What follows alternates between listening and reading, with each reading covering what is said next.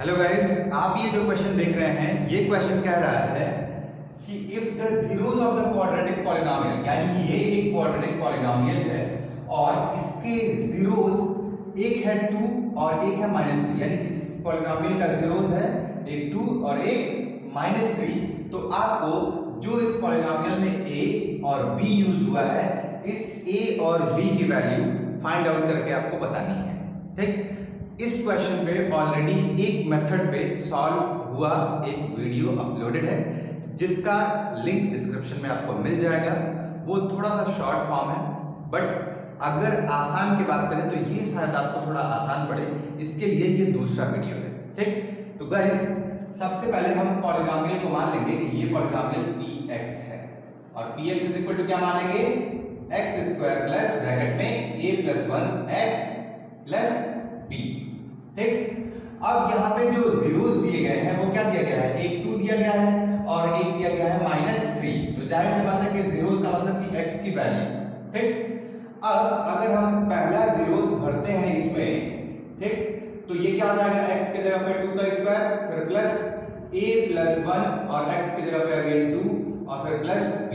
ठीक, और जब भी इक्वेशन में हम जीरोस भरते हैं तो टोटल वैल्यू 0 आती है, यानी कि 0 यहाँ पे लिख देंगे।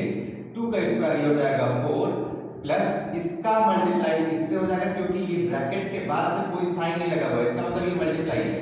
तो 2 का मल्टीप्लाई a से होगा तो ये क्या हो जाएगा 2a प्लस 2 का मल्टीप्लाई 1 से होगा, ये हो जाएगा 2 और फिर प्लस b। अब 4 और 2 आपस में जुड़ जाएंगे तो ये हो जाएगा 6 plus 2a plus b is equal to 0।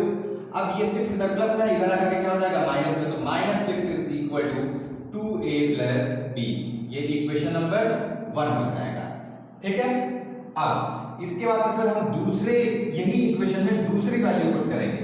ठीक, तो अगेन इक्वेशन को हमें क्या मानना है, px is equal to x square plus bracket में a plus 1 x plus b। ठीक, अब p वैल्यू क्या बनना है -3, क्योंकि दूसरा जीरो -3 था। यहाँ ये हो जाएगा -3 का होल स्क्वायर प्लस ब्रैकेट में a प्लस 1 और x की जगह पे क्या लिखना है, -3 का मल्टीप्लाई करना है और प्लस b। अगेन जब हम इस इक्वेशन में 0 भरे तो इसका मतलब इस इक्वेशन की वैल्यू कितनी आ जाएगी, 0 आ जाएगी और -3 का स्क्वायर हो जाता है 9, फिर प्लस इसका मल्टीप्लाई इससे करेंगे तो ये क्या हो जाएगा, ये यहाँ पे इसका साइन प्लस और इसका साइन माइनस, तो प्लस माइनस यहाँ साइन हो जाएगा -3 से a का मल्टीप्लाई करेंगे 3a, फिर माइनस और प्लस ये दोनों, यानी कि ये प्लस है ये माइनस, प्लस माइनस -3 बन जा 3 प्लस b, है ना। यहाँ पे फिर क्या हो जाएगा, 9 में से 3 जाएगा 6, यहाँ ये हो जाएगा -3a plus b equal to 0। अब ये +6 है, इधर आकर के क्या हो जाएगा -6 is equal to -3a plus b। ये हो जाएगा इक्वेशन नंबर 2। अब इक्वेशन फर्स्ट और सेकंड को हम सॉल्व कर लेंगे। किसी भी मेथड से आप सॉल्व कर सकते हैं, सब्स्टिट्यूशन से कर सकते हैं, एलिमिनेशन से कर सकते हैं, बाकी जो भी मेथड है ना। तो हम इन दोनों को सॉल्व करेंगे एलिमिनेशन मेथड से। तो चलिए लिख लेते हैं, एक क्या है 2a plus b equal to -6। ठीक है, और दूसरा वाला क्या है, दूसरा है -3a plus b is equal to -6।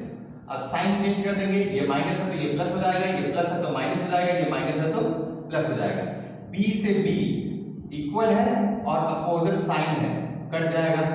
6 और 6 इक्वल है और अपोजिट साइन है, ये भी कट जाएगा। 2 और 3 कितना हो जाएगा 5 और a हो जाएगा 5a इक्वल टू, इधर कुछ नहीं बचा तो ये 0, सो a इक्वल टू 0, ये इधर मल्टीप्लाई इधर आकर के डिवाइड हो जाएगा। 0/5 that is equal to 0 means a की वैल्यू कितनी आ गई 0। और इसको हम कहां रख देंगे, पुटिंग इन इक्वेशन फर्स्ट या सेकंड, जहां रखना हो वहां रख लीजिए। हम सेकंड में रख देते हैं। ठीक, सेकंड इक्वेशन कौन सा है, ये वाला है। तो -6 is equal to -3a plus b। -6 को -6 लिखिए, -3a की वैल्यू आप 0 पाए हैं और फिर प्लस b। अब 0 से मल्टीप्लाई किसी भी चीज का होगा तो जाहिर सी बात है 0 हो जाएगा, इधर है -6 और इधर है प्लस b। 0 किसी में जोड़ेंगे तो वो वैल्यू उतनी ही रह जाएगी, यानी b + 0 दैट इज b, और ये हो जाएगा -6। ठीक, तो आपको a की वैल्यू कितनी मिली, a की वैल्यू 0 मिली, b की वैल्यू कितनी मिली, b की वैल्यू मिली -6 और यही आपका फाइनल आंसर है। तो उम्मीद है गाइस कि आपको ये सॉल्यूशन समझ आया होगा।